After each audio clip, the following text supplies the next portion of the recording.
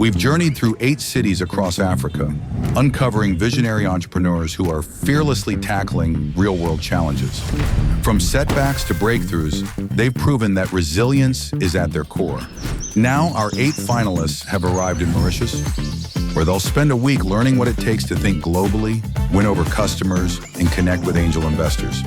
But the real test is yet to come. They'll pitch to our panel of judges for a chance at a collective $100,000 investment.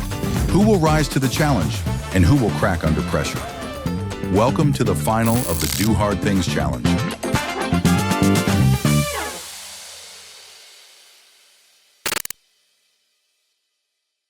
A new day brings on a new challenge for the finalists as they mingle with a group of angel investors at a cocktail event, and their nerves build as they prepare for the final pitch night.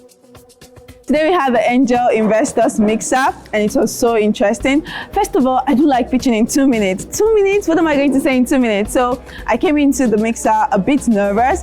I was just looking into my head and I'm thinking, what should I say? What should I not say? What am I going to say?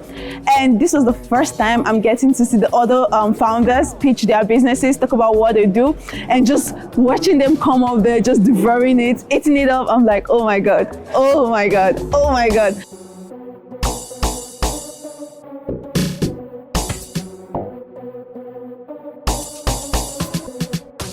The investor pitch today was really nice.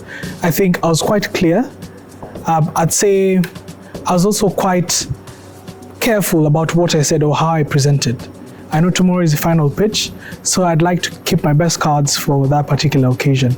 And thank you to the investors who were able to at least interact with us. I think that was a major step, just believing and listening to us to come and learn more. It was intense for me. It was my first elevator pitch. I prepared for almost 8 hours before it, and I had the script ready, I had the slides ready, but I went to the stage and I forgot everything. So I just improvised, and I just improvised, and I cried after. I immediately cried after. But I guess I'm really happy that I had to break at least.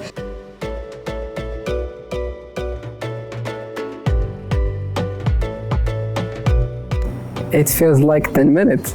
It was too long for me, and I was thinking that I finished I depassed the limit, and I didn't depass it. It took for me 40 seconds to say something, and I stopped it, but I had the opportunity to say more. So yeah, it was good.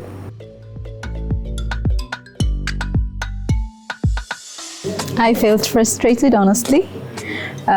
It was an experience for me, but it's different when you come to 2 minutes. I thought it was very short, but I finished just before 2 minutes.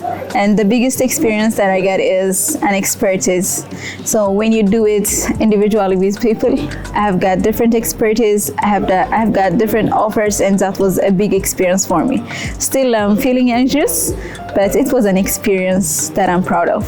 About the experience with the pitch. The pitch went well. I think it went great for me. Those were the fastest 2 minutes of my life, and also longest also. It was my first time hearing my fellow founders pitch, and yeah, before now I've already heard a lot of their ideas, and I still have the same feeling. Everyone is doing great stuff. We all deserve this opportunity, and I'm rooting for each and every one of us.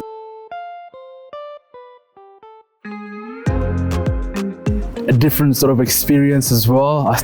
When they started, I got a bit nervous. I didn't want to be first, but I think I went just in the middle as well, which was perfect. But I got to hear how they pitch their styles, what some of their strengths are. For example, we're a pre-revenue startup, so I don't want to focus on the fact that we haven't made money, but rather focus on some of our other traction methods, whereas some of them have made money and have actually a long, I'd say, different milestones, and we had to focus on what our strengths are. And I think before this, the pitch that I had may have been different because I structured it from this is where we are, but I think I want to add a lot more story elements to it, particularly leading up to tomorrow where we get to have a bit more time. So I was stressed about the 2 minutes coming into this pitch because I think there's only so much I can say in 2 minutes, and sometimes it doesn't feel like I've clearly articulated what we do well enough. At least now I get to see what tomorrow is going to look like, and I kind of respect them a little bit more. The week in itself has been very, very crazy. It feels like 1 month already. We've done everything. Today I had my sales speech also, and it was so interesting. There were so many questions, and just being able to be with another business to talk about how we could integrate platform was an interesting experience, the first of its kind for me, and very interesting. But all the same, I'm looking forward to the finals, and I cannot wait to see what happens. That certainly was not easy, but our finalists stepped up, and they're all one step closer to the grand finale pitching session. It's been an impressive week. I think I've met some amazing founders across the continent, and it's really opened my eyes to what potential Africa has. I also graduated yesterday with a degree in aeronautical engineering. I'm not in Kenya, but I'm really glad that also happened. I'm really glad to be here, and yes, I'm looking forward to learn so much more, even beyond this particular activity. So I skipped my graduation to be here for the ALX Ventures activity because I feel my solution can actually scale so much with the assistance of ALX Ventures. Yes, I'm an engineer, but engineering has gotten me this far, but this business will actually solve a problem that is on the ground within Africa. So that is my dedication towards being able to change African lives. Yes, one day at a time and one solution at a time, now with Emoti.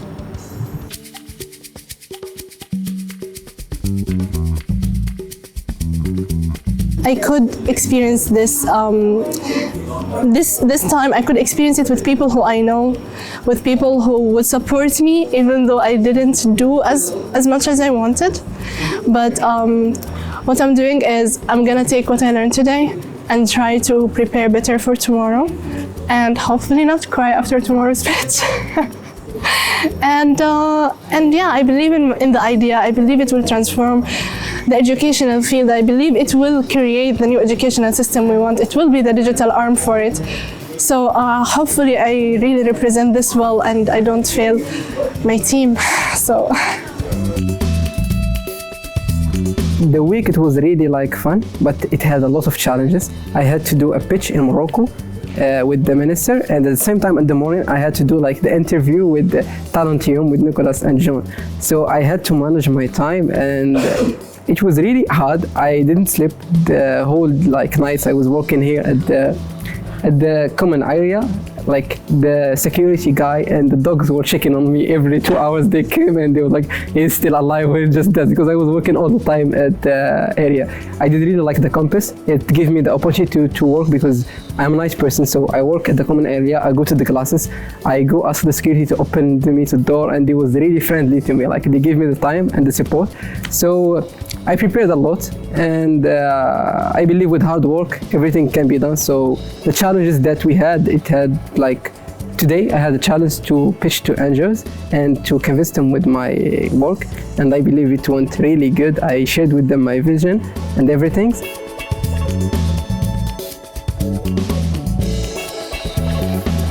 The time were very intense. The activities were very intense.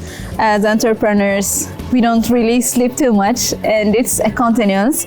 Still, we're having fun and still having a work that is a mix-up. So it's a new life for me. That was a challenge. I'm super excited and grateful to ALX for giving us this opportunity with the More Angels. I got a little bit of insights from some of the angel investors here. I saw some who resonated so well with what we're building, who understood the Nigerian market very well and the value that we're adding. And I think it's a positive one for us, a lot of takeaways. And yeah, I'm really anticipating what this would eventually turn out to be for us.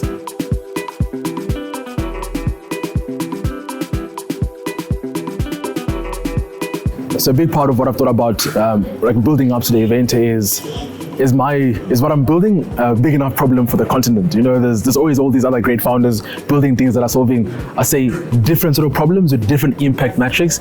But a thing I have to remind myself constantly is events and experiences can shape someone's life as well. So I've had to remind myself that, and I think coming to this pitch and having to speak to other people that also confirm that just because it doesn't sound like you cleaning the rivers here or, you know, solving world hunger, it's still an important thing, because people that will probably change the world will probably meet at an event. So the thing that we're doing has its own impact. We must just look at it from a bigger angle as well. Just not focus on the fact that it's just events or ticketing or maybe parties, but the fact that people meet other people at these sort of events and they can go on to change the world. So I think a big narrative change has happened this week, just thinking about our startup is also doing something impactful. It does sound like the fun thing, the thing doesn't really have a lot of impact to it, but it's just as important. And I've had to learn that this week.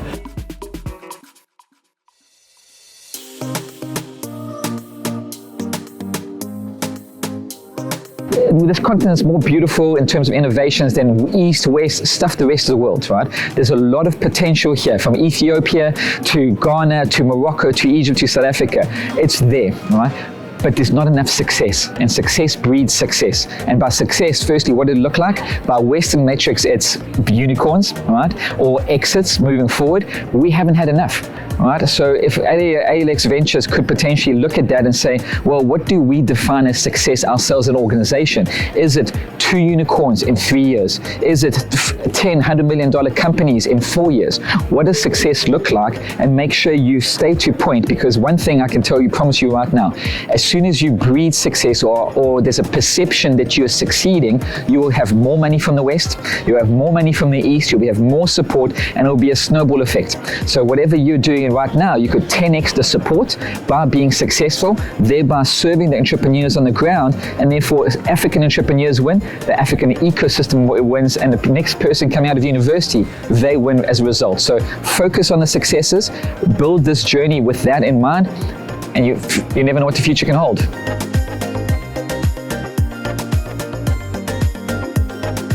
I'm excited about tomorrow. I think we're going to put our best foot forward. We believe in building a solution that will help so many people, and that is scalable around Africa. So yeah, I'm really excited for tomorrow, and yes, let's see how it goes. Thank you. I am ready for tomorrow. I don't know what's coming up, but I feel so much ready. I'll say my journey so far has been a roller coaster. It's been very stressful, balancing startup and also schoolwork. But I'll say it's worth it, because like you're living up to your dreams and you're trying to make an impact. And for this, the Do Hard Things Challenge finally, I'm expecting to win, of course, because I feel like what we are doing is really making an impact, and it's going to solve a lot of problems. And I'm just optimistic about what's to come. I think for tomorrow is just thinking through, how do I deliver a really good pitch in a decent amount of time, and make sure I left everything on the table that's impactful and valuable. No need to throw random numbers here and there just to sound smart.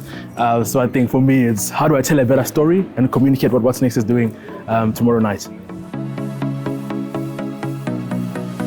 I would like to shout out to my family. They're rooting for me. They send me every day. They would like to see me tomorrow live. I'm not sure how am I gonna do it, but for my mom, for my Uncle Sadiq, thank you so much. I love you guys, and whatever happens tomorrow, I'm so grateful. We are super delighted to be hosting this Do Hard Thing challenge here in Mauritius, to be able to welcome these young, passionate, talented entrepreneurs from all over the continent and have them here.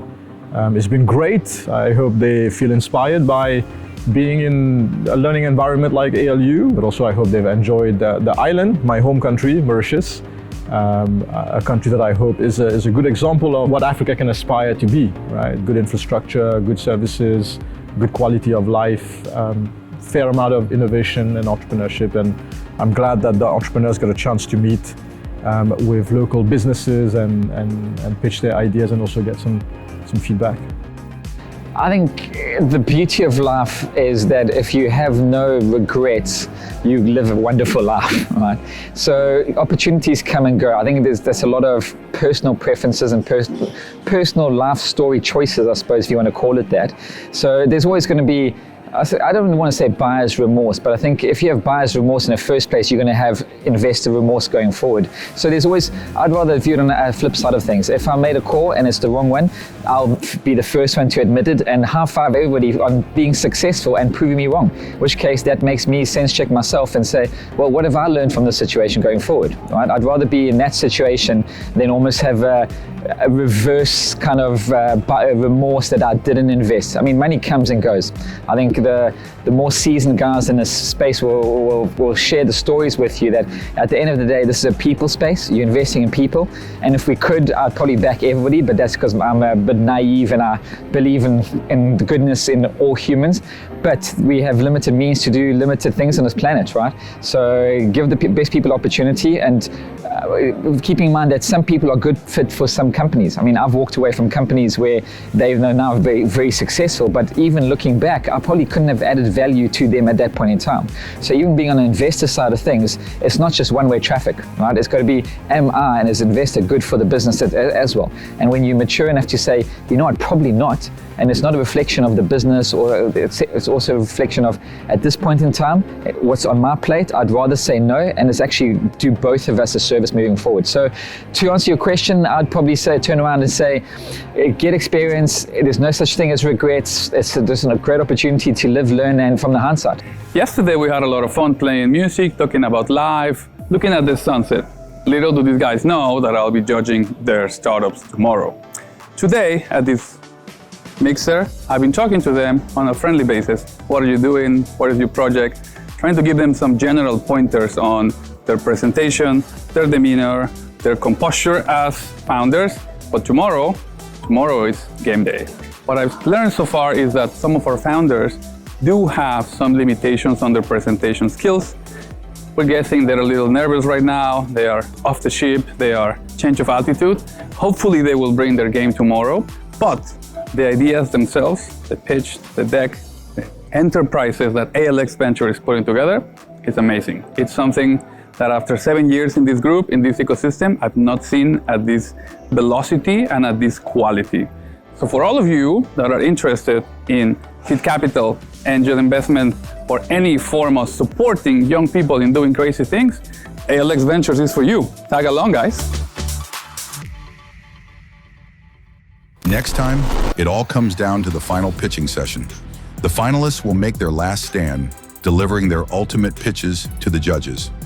Who will rise to the challenge, and who will claim a spot in the top 3? The moment of truth is here.